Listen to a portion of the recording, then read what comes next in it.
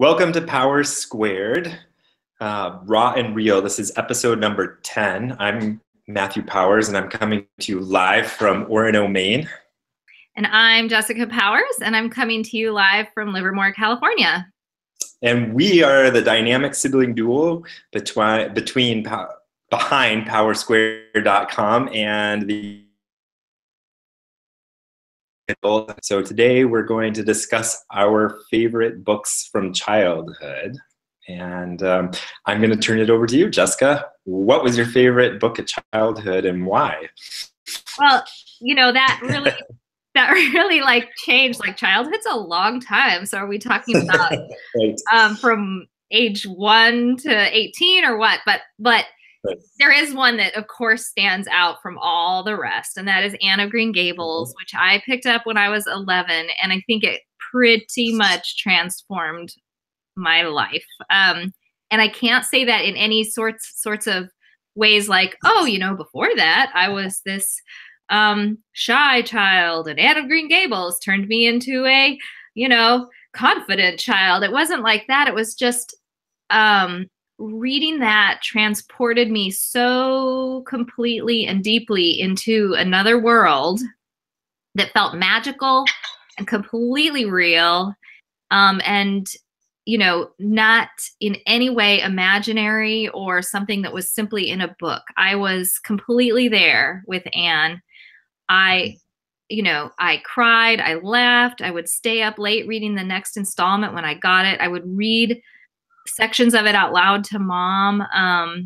And so I was 11 years old when I first encountered them. And it was sort of to the point where when I transitioned to buying my own, because when I first started reading them, they were these hardbacks at the library, and and then Bantam Books started bringing them out in paperback, because before that, I think they weren't maybe entirely available. I don't know if they were out of print for a while or what, but so I started buying these paperbacks with my own money.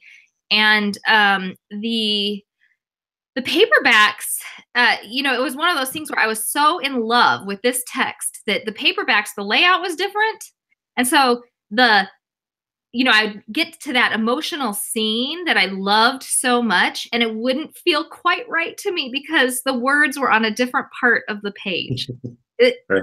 I know, that's absurd, but that was how real these were to me. I loved Anne. How about you?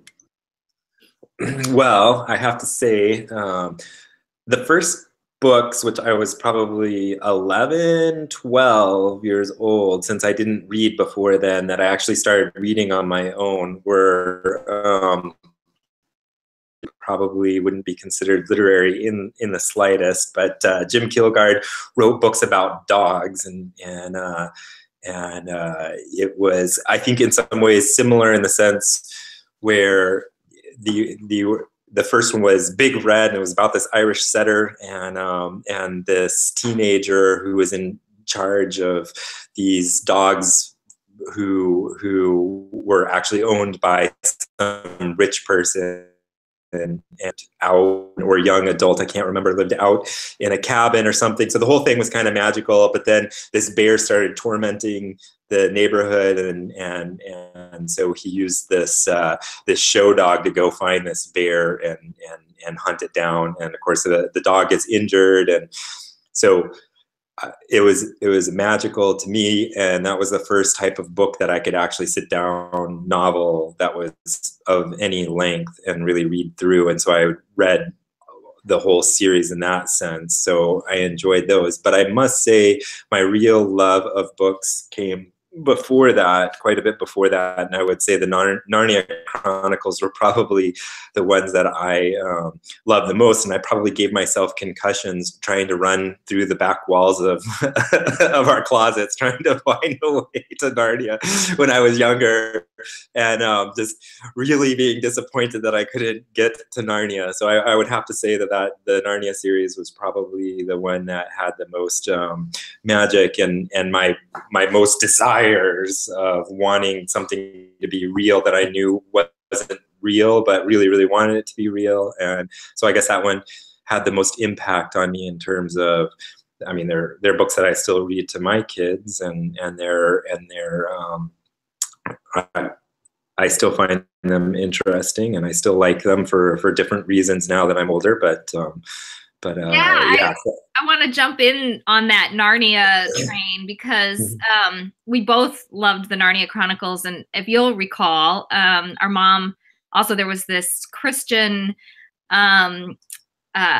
musical act called Second Chapter of Acts. Yep. And they created an entire album that was about Narnia, right? They had an entire album devoted to Narnia, and we used to listen to that album. It was one of my favorites. I loved those songs. You probably remember some of them. Oh yeah, I remember all of them. I've actually listened to them again as an adult just to see if they were any good, and some of them are. Some of them aren't. Well, anyway, so and I remember too, I don't know if you recall being part of this, but I told some of my friends from school, I don't know that they had ever read the Narnia ones, but I told them all about Narnia, and they'd come and visit, and I'd pretend that our front door closet, this was in Albuquerque, our front door closet actually led us to Narnia, and you would play that game too. And I remember a couple of times I would say, let's go to Narnia, and we'd get in the closet, and I would somehow manage to hide myself. It wasn't a huge closet, but hide myself just right behind the clothing that she couldn't find me and you couldn't find me. And you guys would close the closet door, and I'd wait for a minute, and then I'd come out and I'd say, wow, I was gone for ever so long. Didn't you miss me? Just like Lucy did. And and I remember one of my friends, after that happened once or twice, she was like, did you really go to Narnia? Did you really? You both were like, really? And yes, I really went to Narnia. So yeah, those books definitely had a huge impact on me too. Anyway, but Anne, as far as Anne goes, I have not read Anne of Green Gables to my son, but I did find a graphic novel version of it that was pretty decent. You know, as a huge fan of Anne, I probably would have done it a little differently, but I thought it was pretty good, and I read it to him, and I don't think he's quite ready for the actual novel yet. And then Netflix has a version called Anne with an E that I quite like. I thought they did a really good take on it. And I've let him watch a couple of those episodes. So, you know, she's still part of my life. I read the first one to Nora, Anne of Green Gables, and thoroughly enjoyed it again. So that was fun, and Nora really liked it. We started the second one, but didn't really get into it. I think she's still a little young for that, but the first one was definitely right down her alley. So, why do you think books are so much more important for kids and so much more magical for kids than for adults? Or have you found a book as an adult that has felt similarly magical to you? No. As an adult, I don't think I've found anything that feels quite so magical. And I don't know if it's because stories are, I don't know, story becomes story and not that quasi almost reality that I think it was as a child. I can still really get into books, and I still really love them. I suppose, but I don't know why it's not quite as real to me as it used to be. But there's a lot of things about life that are like that. It's not just books for me. Mm-hmm. I don't know. How about yourself? What do you think?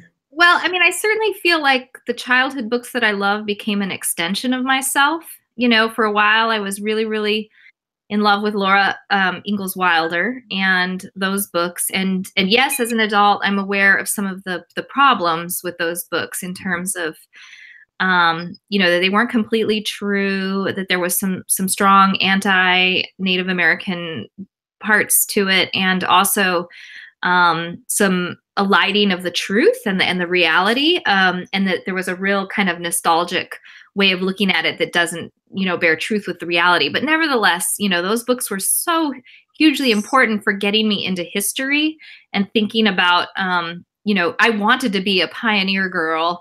And for a long time, I grew my hair all the way down past my butt, and I wanted to wear only calico dresses. So we didn't have calico dresses, but I, would try and get these sort of flowery print type dresses and wear them for quite a while. So that obsession was real, so real. It was like an extension of myself and my own identity. I became Laura Ingalls Wilder in some very real way, even though I knew I wasn't, but still there was part of me that was Laura. And the same with Anne. There was part of me that was Anne, and I was in love with Gilbert Blythe. And so I think it became an extension of my identity. And as an adult, my identity is much more formed, although still in formation, and always changing, but much more formed. And so I enter into books as myself, much more than as the character that is being, that is going through their story. So maybe that makes a difference. But I will say that even as an adult, there have been a few books that I have become kind of intensely involved with, and it might not have been quite to the degree that I did as a child, but still some books. There was a quartet based in India and written by a European the first one I became intensely involved with. But the Raj Quartet is what it was called. And, I was in my 20s. I might reread it now and think, oh, this is colonial dribble. But certainly when I read it at 22, 23, I became intensely involved in the story in a similar way to as a child. But, I'm a long way from my 20s now. So doesn't seem to happen anymore. I think, what's funny about what I really like in terms of books and movies is I gravitate towards things that are magical thinking in some ways, and I gravitate towards things that aren't, as people would put me in as having a degree in hardcore science. They might think I was all about science fiction, which I do. I love science fiction, but the ones that I gravitate to are usually much more fantastic. Other types of science fiction that I enjoy thoroughly, but I don't get lost in quite the same way. But when it comes to movies and stuff, and including things like the 100-year-old and disappeared, that is just like this crazy story that totally mixes up history, but it's a very magical thinking type of a story in a lot of ways. Or it's a story about telling a story, and it's about story. And those are the quirky things that I gravitate towards. And I don't know if that was just an amalgamation of all the different stories, or just who am I? Is that I really love? Does that say something about my personality and who I am? I would hope so, in a certain way. So in that sense, it's not that different. What we've been talking about is being an adult, because the books that I really don't like, that I'm not interested in, say something about me too, because those books are relevant and very good, and they say stuff to other people, but they have no emotional tug on me. Whereas certain types do have this, the idea of the fantastical, which I think we get from The Lion, the Witch, and the Wardrobe, and some of these, or for me, some of these stories, including Hitchhiker's Guide to the Galaxy, which is definitely not a magical thinking type book in one sense, but their ideas, anything can happen at any time and it's totally random and doesn't make sense. And in a way, that's kind of a magical thinking, right? Mm-hmm. Like, this ship moves around by infinite improbability, and you never know what it's going to look like or how it's going to end up. It could end up being, you use the drive and you end up with a bowl of flour, Right. gliding through space. And so those are the books that I always gravitate towards, which says something about me, even though I've had to deal with very concrete, everyday things. And I celebrate those too. Well, two, I wonder, a couple thoughts. One is I'm wondering if part of that desire for the magical is also based in our, as children, of course, we love mystery and the world does seem magical, but us particularly we grew up in an evangelical Christian household where the magical was very real, right? Miracles were known to happen, were believed to happen. The facts of the world weren't the only reality. And so I wonder if there isn't some residue there where you're kind of like, Right. Still attracted to the magic of possibilities and miracles. And just a thought. Right. On an unrelated note, but sort of related, a book that I did find very magical as an adult is Life of Pi. Are you familiar with that one? It's where this Indian kid ends up on a boat with a tiger, and I love that. I love that story.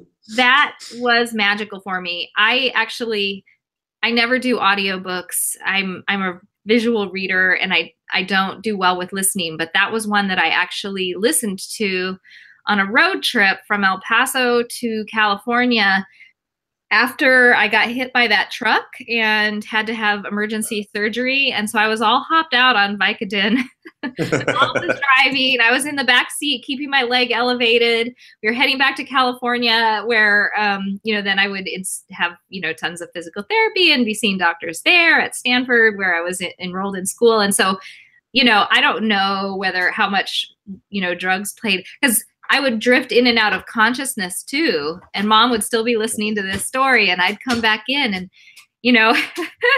later I went back and I would be like, Mom, we got to rewind this and play because I'm missing out on some of this, but it still felt very magical, but I don't know how much drugs had to do with that. Yeah. I don't know. Anyway, we are almost out of time here, but is there a question you would want to leave with our listeners? Is how they view what they read and what they gravitate towards and what that says about themselves personally. Like, why is it that I like this particular book or this particular genre? What is it about it? Not just that I like it. I'm just curious what people think, because it would have some insight into why is it that I like this. Maybe they would have some insights and have a better understanding of my own predilections. So the question that we're leaving viewers with is, why do you like the books that you like, and what does that say about yourself? What books do you like, and what do you think it says about you, I guess? There you go. All right. Sounds good. Until next week. All right. Thank you again. Bye-bye. We will. Oh. Bye.